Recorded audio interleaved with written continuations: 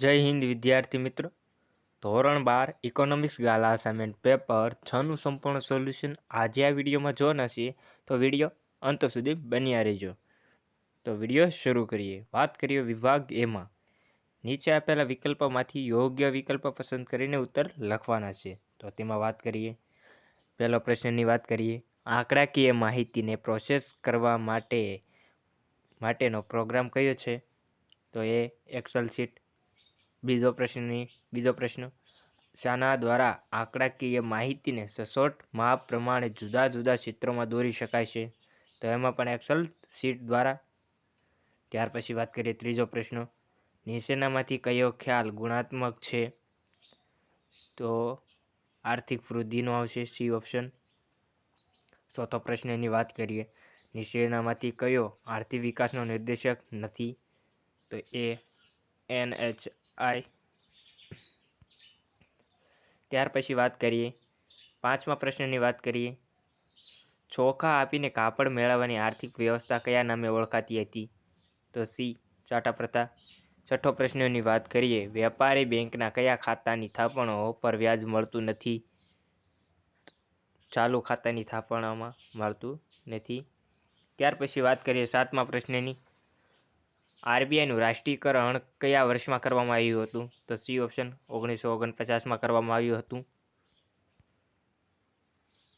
આઠમા પ્રશ્નની વાત કરીએ, તેંડુલકર સમિતિની ભલામણો મુજબ વર્ષ 2011-12 માટે શહેરી ક્ષેત્રોની ગરીબી રેખા નક્કી કરવા માટે કેટલા રૂપિયા માસિક નક્કી કર્યા છે?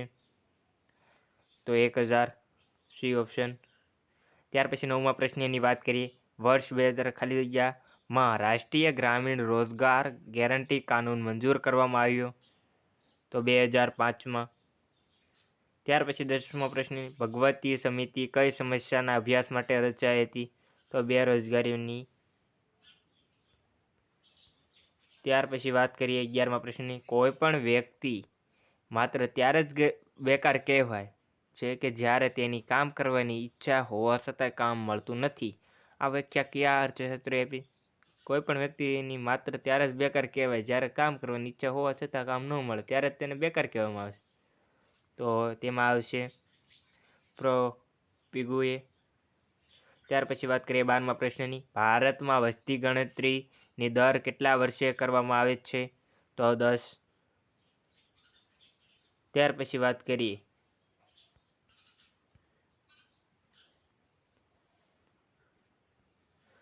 13મા પ્રશ્નની વાત કરીએ, નીચેનામાંથી કયો ઉપાય વસ્તી નિયંત્રણનો નથી?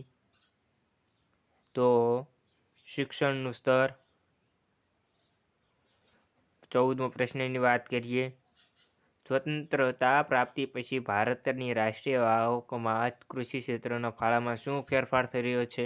તો કે ઘટે છે. વાત કરીએ 15મા પ્રશ્નની, લેણદેણ તુલામાં કેટલા પ્રકારો હોય છે? તો કે 2 બી ઓપ્શન.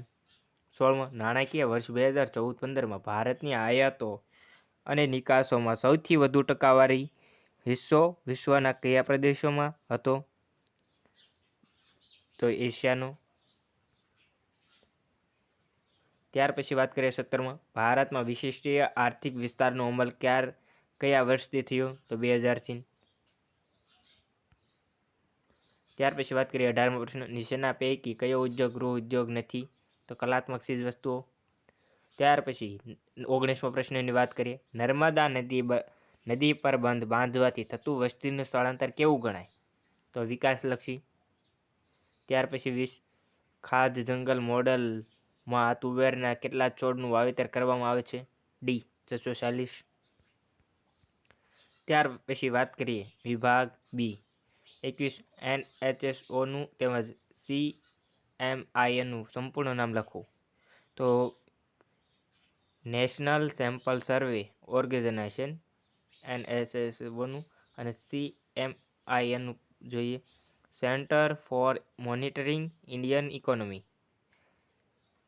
ત્યાર પછી વાત કરીએ 22મા પ્રશ્નની, આર્થિક વૃદ્ધિ એટલે રાષ્ટ્રીય આવકનો વૃદ્ધિ દર. આ વ્યાખ્યા કયા અર્થશાસ્ત્રી આપી? આર્થિક વૃદ્ધિ એટલે રાષ્ટ્રીય આવકનો વૃદ્ધિ દર.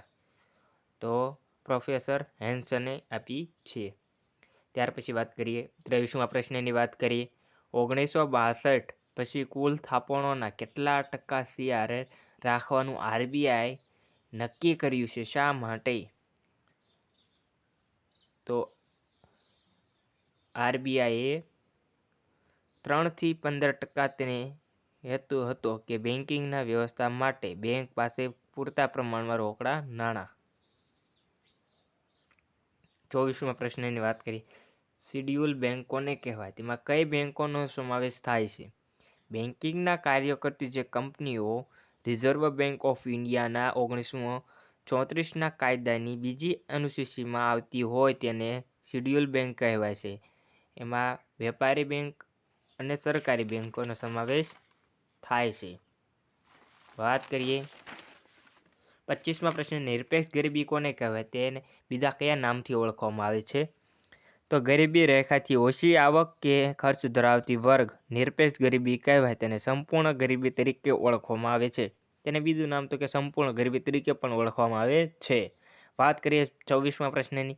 પ્રધાનમંત્રી કૃષિ સિંચાઈ યોજના ક્યારથી શરૂ કરવામાં આવી અને આ યોજનામાં કયું સૂત્ર આપવામાં આવ્યું હતું? તો પ્રધાનમંત્રી કૃષિ સિંચાઈ યોજના 1 જુલાઈ 2015માં શરૂ કરવામાં આવી હતી અને હર ખેત કો પાની એવું સૂત્ર આપવામાં આવ્યું હતું. વાત કરીએ 36મો પ્રશ્ન. રોકડિયા પાક એટલે શું? તેના ઉદાહરણો આપો. જે પાકનું ઉત્પાદન મુખ્યત્વે આર્થિક પ્રવૃત્તિ માટે થતો હોય તેવા પાકને રોકડિયા પાક કહે છે. ઉદાહરણ તરીકે મગફળી, તલ, એરંડો, અળસી, શણ વગેરે. ત્યાર પછી વાત કરીએ 18મો. ભારતમાં રૂપિયાનું મૂલ્ય ક્યારે વધે છે અને ક્યારે ઘટે છે તેની શી અસર થાય છે? ભારત માટે હુંડિયામણનો દર ઘટે તો રૂપિયાનું મૂલ્ય વધી, પરિણામે આયાતો વધી અને નિકાસ માટે જો ભારતના હુંડિયામણનો દર વધે તો રૂપિયાનું મૂલ્ય ઘટે અને આયાતો ઘટે છે, જેની અસર થાય છે કે નિકાસ વધે છે. ત્યાર પછી વાત કરીએ 30. દર્શપણી અર્કમાં પાંદડાની ચટણી બનાવવા માટે શાનો ઉપયોગ ટાળવો જોઈએ? તો વીજળી તથા યંત્રના ઉપયોગ વિના. 29મા પ્રશ્નની વાત કરીએ. ગૃહોદ્યોગ એટલે શું અને તેના 2 ઉદાહરણો આપો. તો વીજળી તથા યંત્રના ઉપયોગ વિના સાદા ઓજારો વડે નહિવત મૂડી રોકાણ માત્ર કુટુંબના સભ્ય દ્વારા ચલાવતા ઉદ્યોગને ગૃહ ઉદ્યોગ કહેવામાં આવે છે. 30મા પ્રશ્નની વાત કરીએ. દર્શપણી અર્કમાં પાંદડાની ચટણી બનાવવા માટે શાનો ઉપયોગ ટાળવો જોઈએ? જો અમારો વિડીયો ગમ્યો હોય તો અમારી ચેનલને સબસ્ક્રાઇબ કરી બેલ નોટિફિકેશન પર મૂકી દેજો, જેથી અમારા નવા વિડીયો તમારા સુધી મળી રહે.